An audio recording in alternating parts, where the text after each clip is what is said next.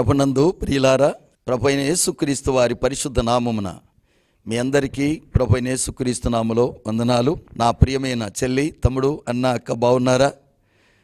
మిమ్మల్ని చూడము, మీ ఇంట్లోకి రావడము, మీతో కలిసి మాటలు పంచుకోవడము, మీరు ఎక్కడున్నా దేవుని సన్నిధిలో మీరు ఈ మాటలు వింటున్నారు అని నేను స్తుతిస్తున్నాను.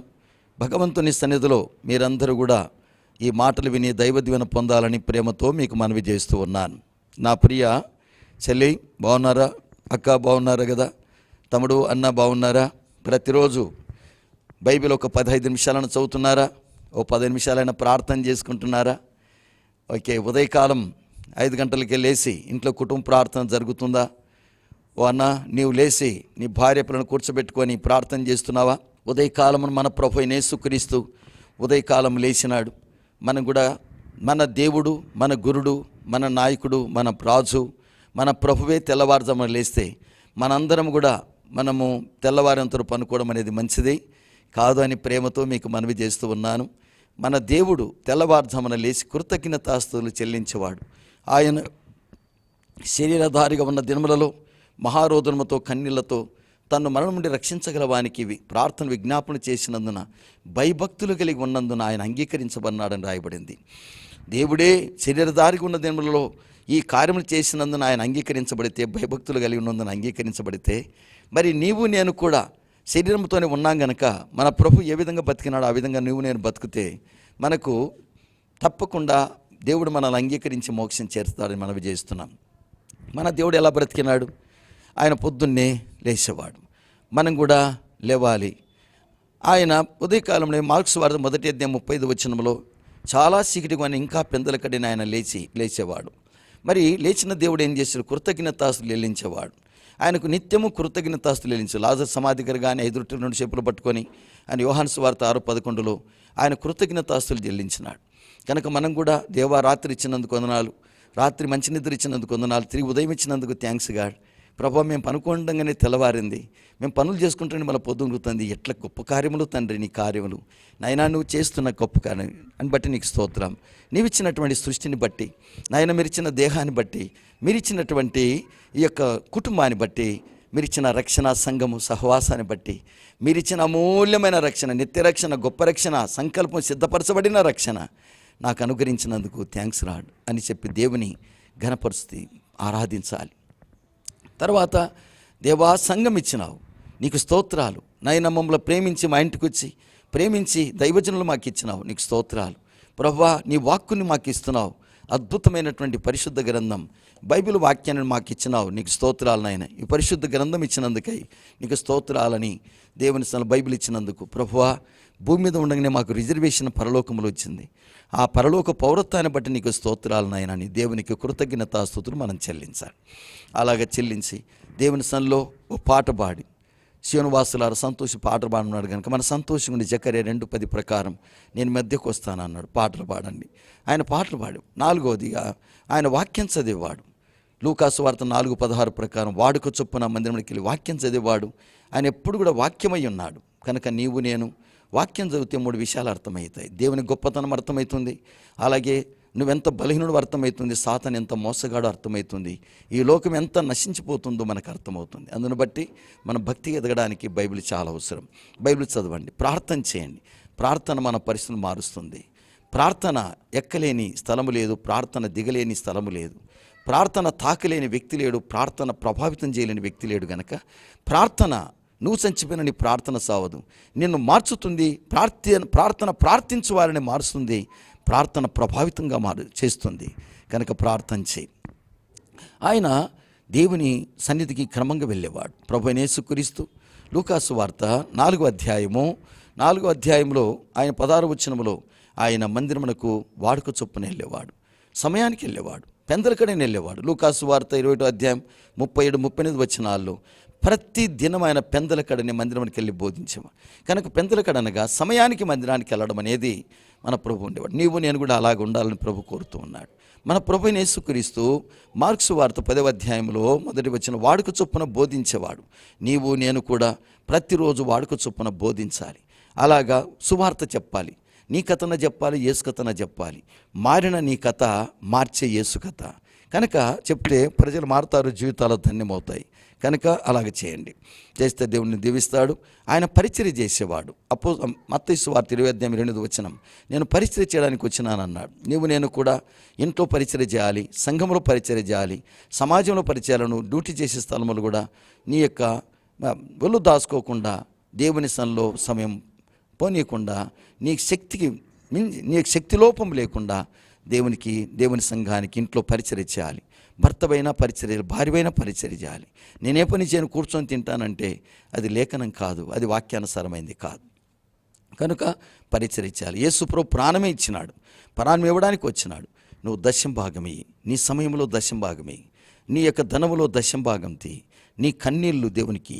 అలాగని ప్రభు సన్నిధిలో టాలెంట్లో నీ యొక్క టాలెంట్ ఉన్నాయే, ఆ టాలెంట్ దేవునికి. నువ్వు కంజర కొట్టగలి కంజర కొట్టు, కీబోర్డ్ వాయిస్, సౌండ్ సిస్టమ్, మందిరంలో యొక్క ఏదైనా పని చేయగలిగి పని చేయగలి. నీకున్న టాలెంట్ కూడా దేవునికి దేవుని నిన్ను దీవిస్తాడు. ఆ విధంగా చేస్తే అబ్రహామును అన్ని విషయములలో ఆశ్రయించినట్టుగా దేవుని స్థలంలో మానసికంగా, శారీరకంగా, భౌతికంగా అన్ని విషయంలో నిన్ను నీ పిల్లలను ఆశీర్వదిస్తుంది. నువ్వు ఆశీర్వించబడితే నీ పిల్లలు ఆశీర్వదించు. తండ్రి ఆస్తి పిల్లలకు వచ్చినట్టుగా తండ్రిలో ఉన్నటువంటి ఆత్మీయ జీవితం కూడా పిల్లలకు వస్తుంది. పిల్లలు కూడా ఎంతో దీవించబడతారు. కనుక ఒక బస్సుకు డ్రైవరు, ఇక బస్సు నడిపేవాడు డ్రైవరు, అలాగే ఆ డ్రైవర్ ఎంత బాగా నడిపితే బస్సులను వాళ్ళు అంత క్షేమంగా వెళ్తారు. అలాగే బస్సులో కండక్టర్ సమస్తాన్ని చక్కదిద్దుతుంది. అలాగే భార్య కూడా ఇంట్లో ఉండే కండక్టర్ వాళ్ళ సమస్తాన్ని చక్కదిద్దుతే ఈ సంసారం అనే బండి, కుటుంబం అనే బండి, బస్సు చక్కగా గమ్యం చేరుతుంది. కనుక నీ సంసారం అనే బండిని దేవునికి అప్పగించినాడు నమ్మి, ప్రభుత్వం వారు ఒక డ్రైవర్కు బస్సును అప్పగించి అతను నడిపించమన్నట్టుగా దేవుడు నీకు కుటుంబాన్ని ఇచ్చి ఒక డ్రైవర్గా నిన్ను చేసి, ఇంటి యజమానిగా చేసి, నిన్ను తర్వాత ఒక బాధ్యత వ్యక్తిగా చేసినాడు. రాజు బాధ్యతగా ఉంటే రాజ్యం బాగుంటుంది. కుటుంబానికి రాజువు నీవే గనక నీ కుటుంబం యొక్క రాజ్యము, నీ భార్య ఒక రాణి, నీ పిల్లల యొక్క రాజ్యం, వాళ్ళను మెయింటైన్ చేయడానికి దేవునికి ఒక మగనిగా నేను పుట్టించినాడు. పురుషుడు ఇంట్లో బాధ్యత వహించాలి. తన కుటుంబాన్ని ఏలిన వాడు బయట వెళ్తాడు. కనుక ఏలాలంటే నిన్ను కంట్రోల్ నువ్వు ఏలుకోవాలి, నీ భార్యను ఏలాలి, నీ పిల్లల్ని ఏలాలి. అప్పుడే అది దేవుని వాక్యానుసారం. అటువంటి వాడే దేవుని కృపలో బాగుపడతాడు. మీకు మనవి చేస్తున్నాను. దేవుని స్తోత్రం. హల్లెలూయా. ప్రియులారా, ఈ ఇవి మా యొక్క ఉపోద్ఘాతం మాదిరి, కొన్ని తొలి పలుకుల మాదిరి మాటలు చెప్పినాను. ఇది మన అంశము కాదు, అయితే ప్రతిదినం నువ్వు జీవించాల్సిన జీవితం ఇది అని మనవి చేస్తున్నాను. ప్రార్థన. ఈరోజు మన అంశం ఏంటంటే పాప పరిహారి యేసుక్రీస్తే.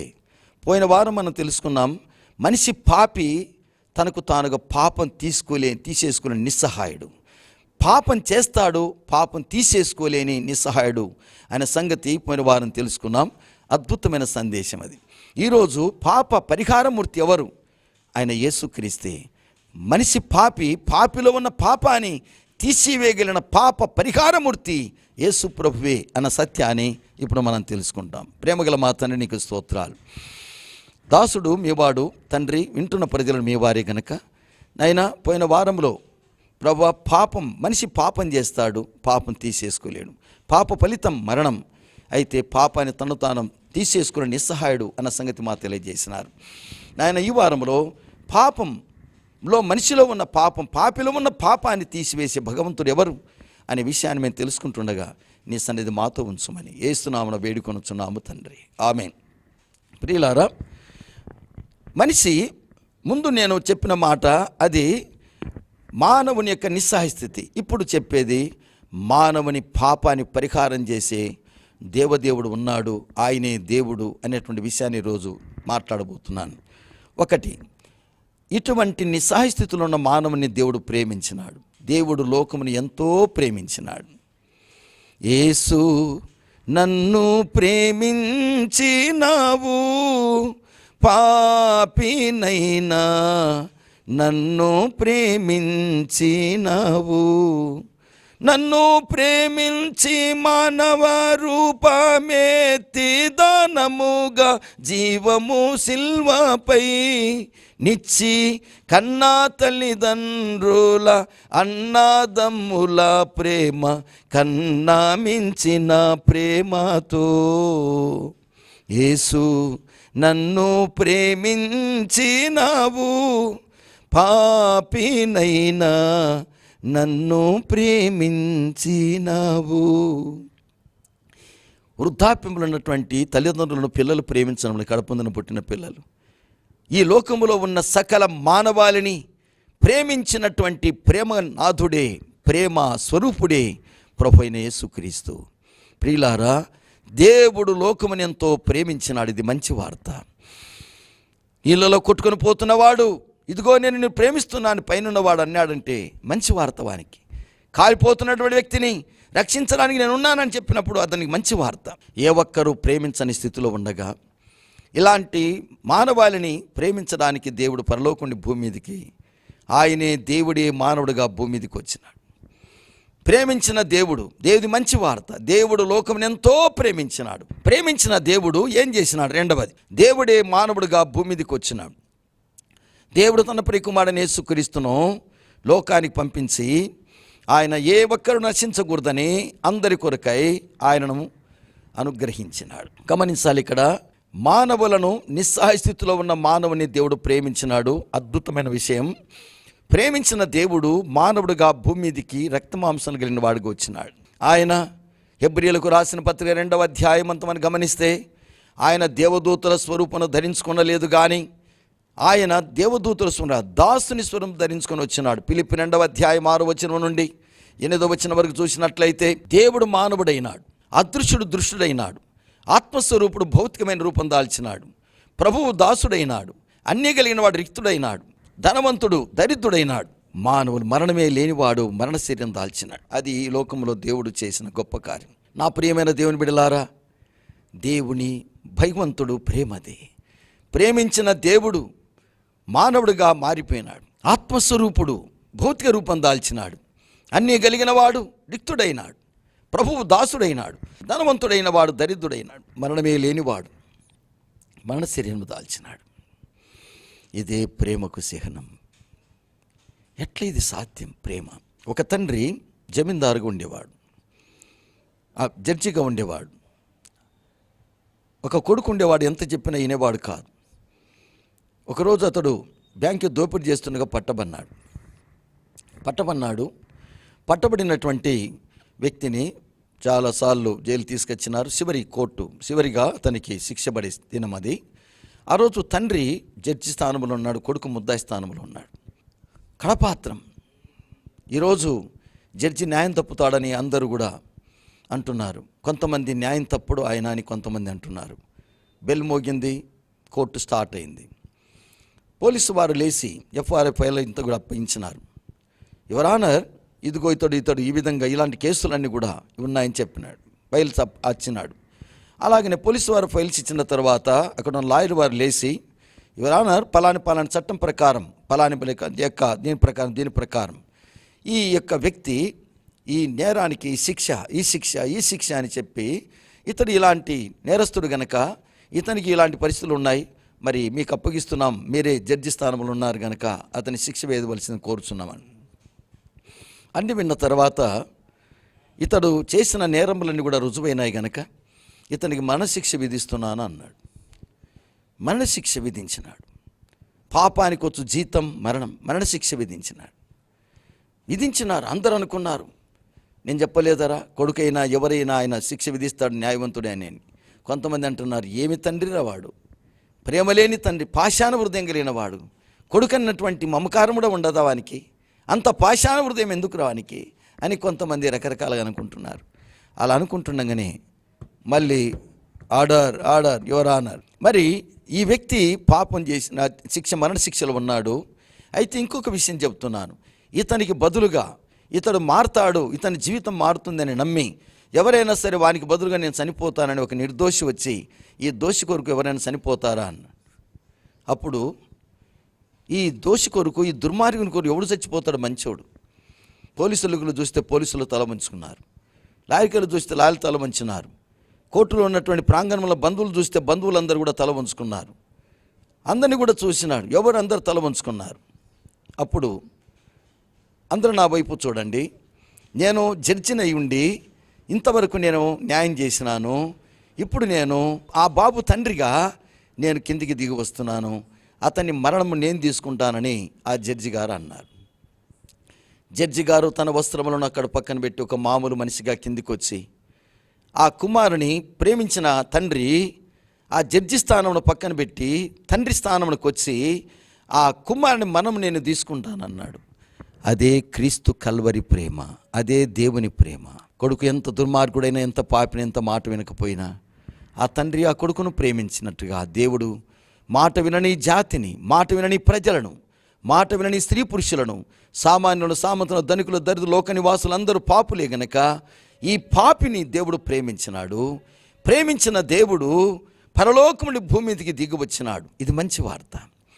దిగివచ్చిన దేవుడు సకల మానవుని యొక్క పాప పరిహారం కొరకై ఆయనే ప్రతి మనిషి కొరకు రక్తము కార్చినాడు.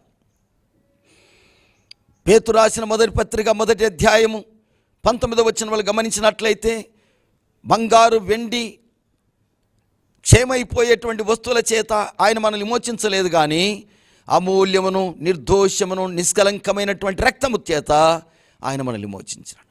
అందుకే సకల మానవుడి యొక్క పాప పరిహారం గావించబడాలంటే రక్తము సిందించాలి. సర్వ వస్తువులు రక్తము చేత శుద్ధి చేయబడినట్టుగా హెబ్రీ 9:2 ప్రకారం రక్తముతో మానవుని పాపం. 10:4 వచ్చిన ప్రకారం కోడల యొక్క, మేకల యొక్క రక్తం పాపాన్ని తీసివేయట అసాధ్యం. మరి ఎవరి రక్తమై ఉండాలి? దేవుని రక్తమై ఉండాలి. అందుకే హెబ్రీ 2వ అధ్యాయం ప్రకారం ఆయన దేవదూతల శరీరం ధరించుకోలేదు, రక్త మాంసములు కలిగిన శరీరం ధరించుకొని భూమి మీదకి వచ్చినాడు. ఆయన ప్రతి మనిషి యొక్క పాప పరిహారం కొరకే 17వ వచనంలో ప్రతి వ్యక్తి పాప పరిహారం చేయడానికి ఆయన భూమి మీదకి వచ్చినాడు. వచ్చి సకల మానవుని శిక్షను ఆయన భరించినాడు. మానవునికి శిక్ష ఉంది, సర్వలోకము శిక్షలో ఉంది. ఆ శిక్షనంతా తన మీద వేసుకున్నాడు. ఆ శిక్ష మనం తలతో చేసిన పాపను బట్టి ఆయనకు తలలో ముళ్ళ కిరీటం, మన చేతులతో చేసిన పాపను బట్టి చేతుల్లో మేకులు, మన కాళ్ళతో చేసిన పాపను బట్టి కాళ్ళకు మేకులు, మనం ఈపుతో పాపం చేసిన, మన శరీరంతో చేసిన పాపను బట్టి శరీరానికి కొడా దెబ్బలు, హృదయంతో యోచించిన పాప యోచనను బట్టి ఈటతో పొడిచినారు. ఇంత ఘోరమైన చిత్రవధ చేసినారు ప్రియులారా. ఈ శిక్షనంతా ప్రభు భరించినాడు. మనిషిలోకి ఒక ఇంజెక్షన్ వేసినాం, ఆ ఇంజెక్షను రక్తంలో కలిసిపోయింది. మళ్ళీ ఆ మందు, పసుపు రంగు ఉన్నటువంటి ఆ ఇంజెక్షన్ మందు మళ్ళీ బయటికి తీయాలంటే మనము రక్తమంతా తీయాలి. రక్తమే ప్రాణం. మనిషిలో ఉన్నటువంటి పాపం పోవాలంటే పాప పరిహారం రక్తం సిందించాలి. అందుకే ప్రతి అవయములో నుండి యేసయ్య రక్తము కార్చినాడు. సకల మానవుని యొక్క పాప పరిహారార్థమై ఆయన నిలువెల్లా మన కొరకు రక్తము సిందించినాడు. రక్తము సిందించడమే కాకుండా మనందరి కోసమై శిక్ష, ఘోరాతి ఘోరమైన శిక్షను అనుభవించినాడు. నీ ముఖం మీద, నా ముఖం మీద ఉమ్మే వేయాలి, కానీ ఆయన ముఖం మీద ఉమ్మేసినారు. చీచాని నిన్ను నన్ను అనాలి, ఆయన అన్నారు. మనుషులు చూడనల్లని వాడైపోయినాడు. అంత ఘోరమైన శిక్ష మానవుల శిక్ష ఆయన మీద పడింది. శిక్షను భరించినాడు. భరించడమే కాకుండా ఆయన అందరి మరణం ఆయన తీసుకొని ప్రతి మనిషి కొరకు మరణించినాడు. హెబ్రీ 2వ అధ్యాయం 9వ వచనం ప్రకారం ప్రతి మనిషిని మరణము ఆయన తీసుకున్నాడు. పుట్టినవారు, పుట్టబోతున్న ప్రతి ఒక్కరి మరణాన్ని ఆయన తీసుకొని మనుషులందరి కొరకై ఆయన మరణశిక్ష విధించబడింది. అందరి మరణం ఆయన తీసుకొని అందరి కొరకు ఆయన మరణించినాడు. మరణించి మరణము లేకుండా, మనుషులకు నిత్య మరణము లేకుండా, నిత్య శిక్ష లేకుండా, అగ్నిగుండము లేకుండా మానవులకు చేసినాడు. ఆయన సమాధి చేయబడినాడు. ఎవరు దేవుడు? నిన్ను ప్రేమించిన వాడు దేవుడు. పరలోకం నుండి భూమి మీదకి వచ్చిన వాడు దేవుడు. ఈ దేవుడు భూ సంబంధమైన వాడు కాదు, మనిషి సంబంధమైన నామాలు కాదు. ఈ నామం దైవనామం. బ్రహ్మపుత్రుడు, భగవంతుని పుత్రుడై ఉన్నాడు.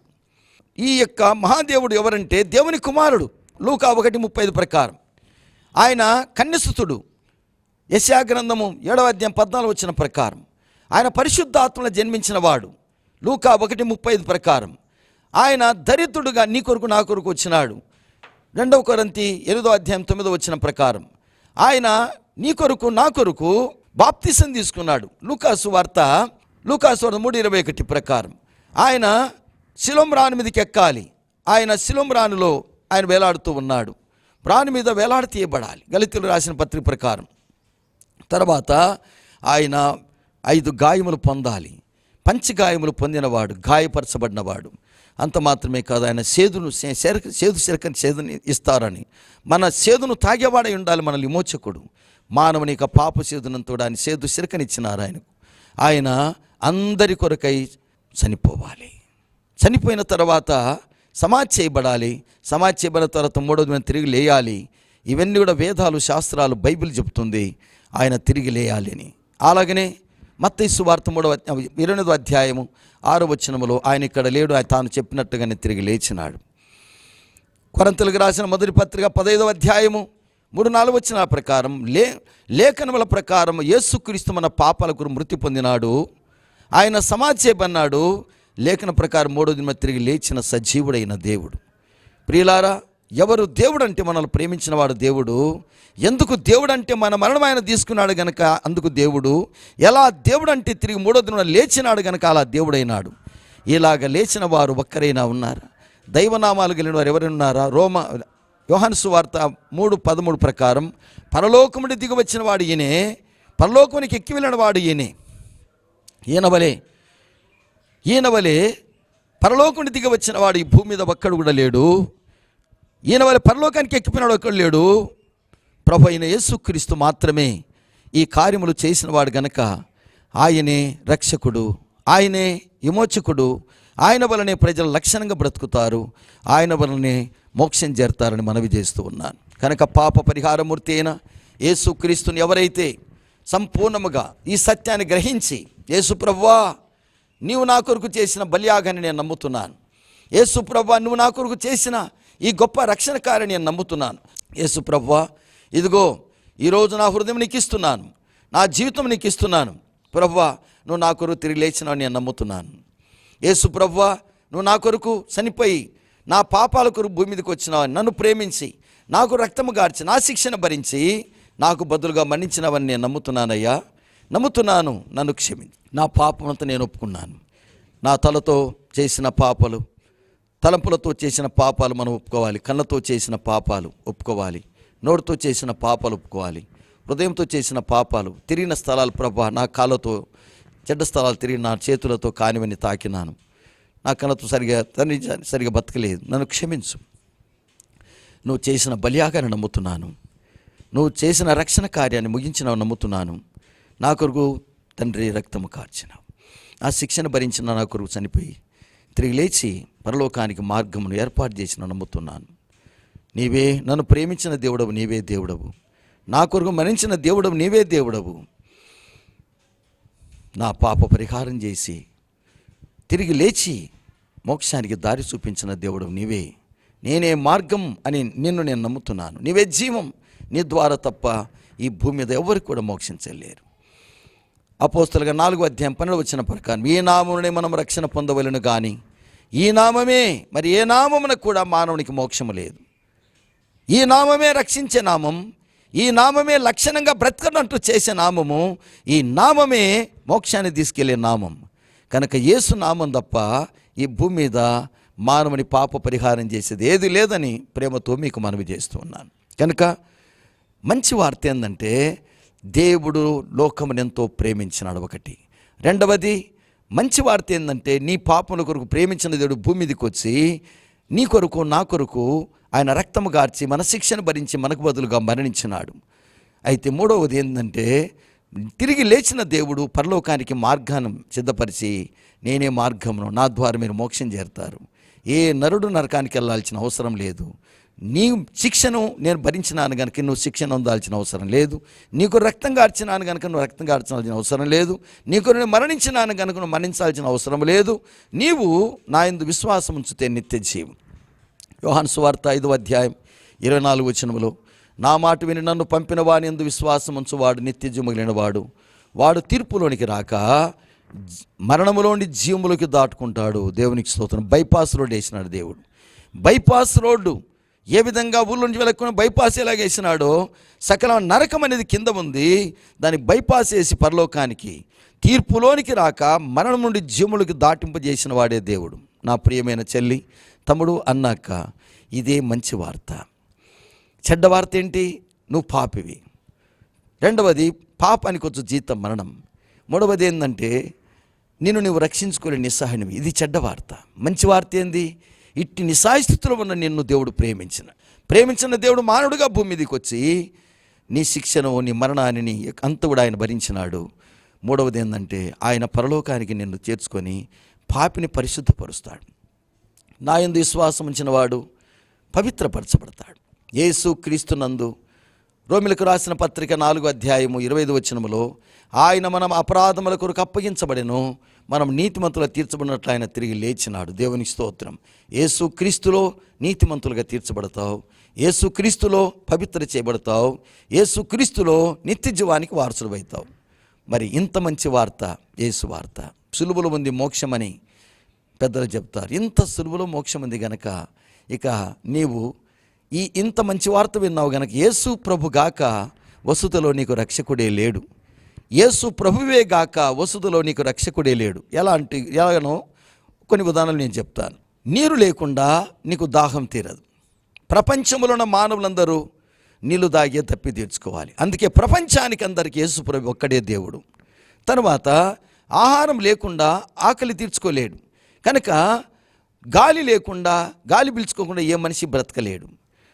గాలి ఎంత అవసరమో ఈ మానవునికి అలాగే యేసుక్రీస్తు అంత అవసరమై ఉన్నాడు.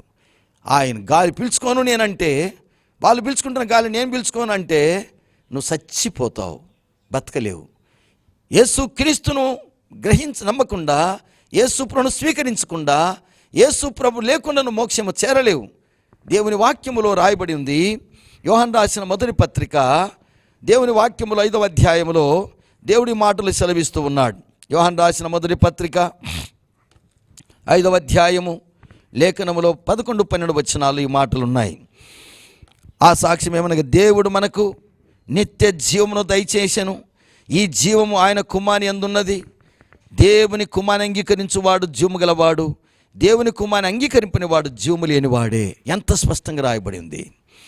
ప్రియులారా, నిత్య జీవము దేవుడు దయచేసెను, దేవుడు మనకు నిత్య జీవము దయచేసెను. ఈ జీవం ఆయన కుమారుని యందున్నది. యేసుక్రీస్తునందే ఉన్నది జీవం. కుమారుని అంగీకరించువాడే జీవానికి వెళ్తాడు, మోక్షానికి వెళ్తాడు. కుమారుని అంగీకరించిన వాడు జీవానికి మోక్షం చేరలేడు అని చాలా క్లియర్గా ఉంది. కనుక యేసు క్రీస్తే జీవం, నిత్య జీవం అనేటువంటి మాట మీకు మనవి చేస్తున్నాను. అందుకే 5వ అధ్యాయం 20వ వచనములో అన్నాడు, ఆయనే నిజమైన దేవుడును నిత్య జీవమునై ఉన్నాడు. ఆయనే నిజమైన దేవుడు, నిత్య జీవమై ఉన్నాడు. ఈ భూలోకములో నిత్య జీవమిచ్చే దేవుడు యేసుక్రీస్తే. ఆయన జీవము కలిగిన దేవుడు, ఆయన నిత్య జీవమిచ్చే దేవుడు. కనుక ప్రభువైన యేసుక్రీస్తునందు విశ్వాసముంచు, ప్రభువైన యేసుక్రీస్తు నమ్మకముంచు. అప్పుడు నీవు, నీ ఇంటివారు రక్షణ పొంది లక్షణంగా బ్రతికి మోక్షం చేరతారు. ప్రార్థన చేసుకుందాం. మమ్మల్ని మిక్కిలి ప్రేమిస్తున్న మా ప్రేమ కలిగిన తండ్రి, జీవము కలిగిన దేవా, పరిశుద్ధ నామమును బట్టి నీకు స్తోత్రాలు. మానవుడు నాయన పాపానికి వచ్చు జీతం మరణం. మానవుడు తన పాపాన్ని ఎన్నటికీ తీసివేసుకునే నిస్సహాయుడు. ఇలాంటి నిస్సహాయ స్థితిలో ఉన్న మానవుని ప్రేమించిన దేవుడును భూలోకానికి మానవునిగా వచ్చి మానవుని యొక్క పాప పరిహారం కొరకై రక్తము సిందించి శిక్షణ భరించి మానవుని యొక్క పాప పరిహారం కొరకు మరణించి సమాధించబడి తిరిగి లేచి పరలోకానికి మార్గం ఏర్పాటు చేసినావు. నీ నామంలో మానవుడికి నిత్యజీవం ఏర్పాటు చేసినావు. ఎంత గొప్ప కృప నాయన. సులువులో ఉంది మోక్షము గనక ఎట్టి గొప్ప దేవునిగా కలిగిన మేము ఎంత ధన్యులము నాయన. మహాదేవుడైన యేసుక్రీస్తును నమ్మి మా జీవితాన్ని చరితార్థం చేసుకొని నీ కృపాత్రమయడానికి భాగ్యముదని ప్రసాదించమని, చెప్పడిన మాటలు బిడ్డల హృదయాలు ఫలింప చేయమని, రక్షణానందము దయచేయమని నాయన. ప్రతి మానవునికి నీరు ఎంత అవసరమో, ప్రతి మానవునికి గాలి ఎంత అవసరమో, ప్రతి మానవునికి యేసు ప్రభు అంత అవసరమో అనే సత్యాన్ని తండ్రి మాకు తెలియజేసినందుకై స్తోత్రాలు. యేసు ప్రభువుగాక వసుధలో రక్షకుడే లేడు. ఎంత వెతికినా, ఎంత వేసారినా ఈ లోకంలో వ్రతములు జపములు మానవుని పాపాన్ని పరిహారం చేయలేవు. ఎందుకంటే ఏ వ్రతము చేసినా ఏదో ఒక వస్తువుతో, కాయతో, ఫలముతో చేయాలి, నూనెతో చేయాలి. అవన్నీ కూడా శపించబడిన భూమి నుంచి వచ్చినవే. ఈ పాపి ఏది పట్టుకుంటే అది పవిత్రమవుతుంది, పాపమవుతుంది. పాపి ఏది పట్టుకుని అపవిత్రం, అది శపించబడింది. దానివల్ల ఎవరు కూడా పవిత్రం కాలేరని మాకు తెలియజేసినారు. యేసుక్రీస్తు నామమే పాపం లేని నామం, పాపం ఎరగని నామం. పాపము లేని నామం, పాపం ఎరగని నామం, పాపం చేయని నామం. ఈ పాప పరిహారము చేసేటువంటి పరలోకము దేవుడు భూమి మీదకి మానవుడికి వచ్చిన నామం. ఇష్టపూర్వకంగా మానవుల పాపములన్నీ కూడా తండ్రి నీ మీద వేసుకున్న నామం, మానవుని శిక్షను భరించిన నామం, తిరిగి మూడో దినమున లేచిన నామం, పరలోకానికి ఎక్కిన నామం, పరలోకానికి భూమి దిగి దిగువచ్చిన నామం యేసు నామమే. ఈ నామమే మానవుని రక్షిస్తుందని ప్రజలు తెలుసుకుని రక్షణ పొంది నిత్యజీవనకు వారసులై భాగ్యము దయచేయమని యేసుక్రీస్తు నామమున ప్రేక్షకులందరినీ టీవీ నాయన ప్రార్థనా టీవీ వారిని, ప్రార్థనా టీవీలో వాక్యం వింటున్న ప్రేక్షకులను, తండ్రి ఆయన యొక్క షూటింగ్ చేస్తున్నటువంటి తమ్ముడు సీనును, అలాగే చిన్న మమ్మల్ని కూడా దీవించి నీ చల్లని కృపలో దీవించమని యేసు ప్రభు నామమున వేడుకొనుచున్నాము తండ్రి. ఆమేన్. తండ్రి కుమార పరిశుద్ధాత్మని దేవుని కృపాక్షేమాలు ఆయురారోగ్యం ఇచ్చే దేవుడు సదా తోడైనుండు గాక. ఆమేన్. God bless you. దేవుడి మన మీ కుటుంబాలను దీవించను గాక. అందరికి వందనాలు. వచ్చే వారం మరొక అద్భుతమైన సబ్జెక్టుతో వచ్చే వారం విందాం. అంతవరకు దేవుడిని దీవించను గాక. ఆమేన్. ప్రేమ, సంతోషం, సమాధానం అందించే దైవ కుటుంబం మన్నా ప్రార్థనా మందిరం. రక్షణ, స్వస్థత, పరిశుద్ధతకై దర్శించండి మన్నా ప్రార్థనా మందిరం. సంఘ కాపరులు, వర్తమానికులు రెవరెండ్ డాక్టర్ ఎన్ పీటర్ గారు, BD MTh. Pastor N Shalem Raj Kumar గారు, బీటీహెచ్ ఎంటీహెచ్. సెల్ నంబర్స్ 9908711854 మరియు 9989750722.